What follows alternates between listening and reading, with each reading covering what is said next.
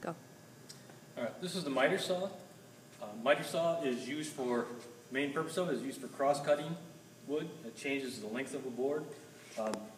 We will also use it to cut angles at the board. It's called a miter saw because any angle other than 90 degrees, like a miter, like a picture frame that has a 45 on it, where it comes together, this can be cut on this also. So in a picture frame, that's called a miter joint. So that's where the name comes from. It's called a miter saw.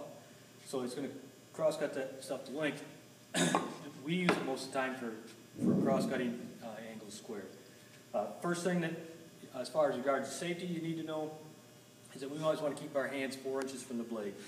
So when the blade comes down, it comes down right about in the middle of this orange or yellow part, and we want to make sure our hands are 4 inches. And if you spread your fingers apart about 1, that's about 4 inches. You get 1 inch for each finger.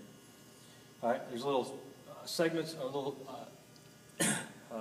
hands with a little do not on them.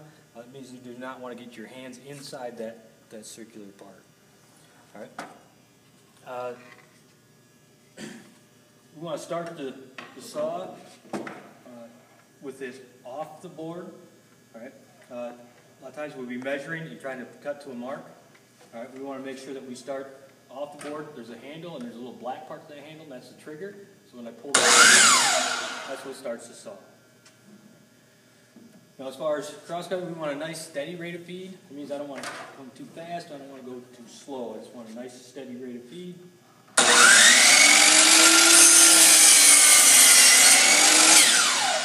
want to control how fast that goes in there. The small little pieces that come off there, I never want to reach underneath and try to move those out, especially when the saw blade's down or running. I always want to take those off and throw them in the garbage when I'm done. All right, this is not the garbage. Minimum length on this machine. So minimum length is from end to end. The minimum length is 12 inches. This board is about 13 inches long. And it is roughly about the size, maybe just a little bit longer than my foot.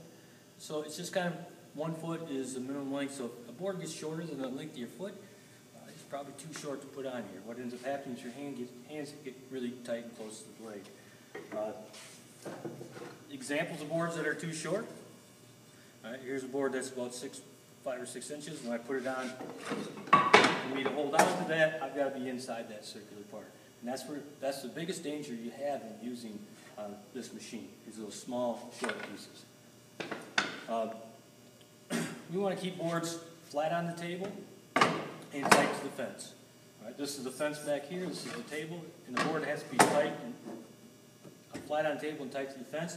Otherwise, the blade will actually pull it tight to that. So if it's away from the fence, it'll actually pull it, and you can crunch your finger back there. So we want to make sure that we got good pressure on that and make sure it's tight to the fence.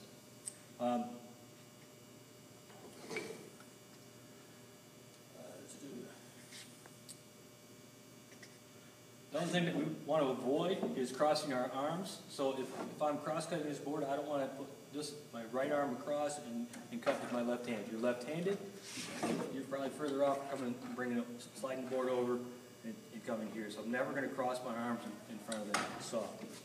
One of the other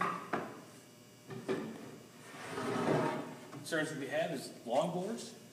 Long boards, we have a couple different support systems. We have a roller system that's on the other side of that miter saw.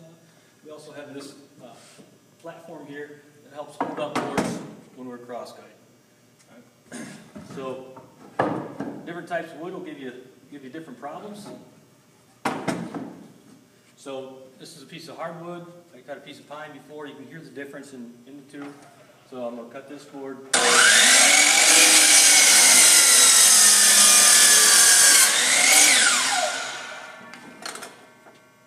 Again, I'm going to bump that out of there. I'm not going to breach underneath there, but this is a piece of maple. It was a piece of pine before. You can see how much slower I had to cut to get through that.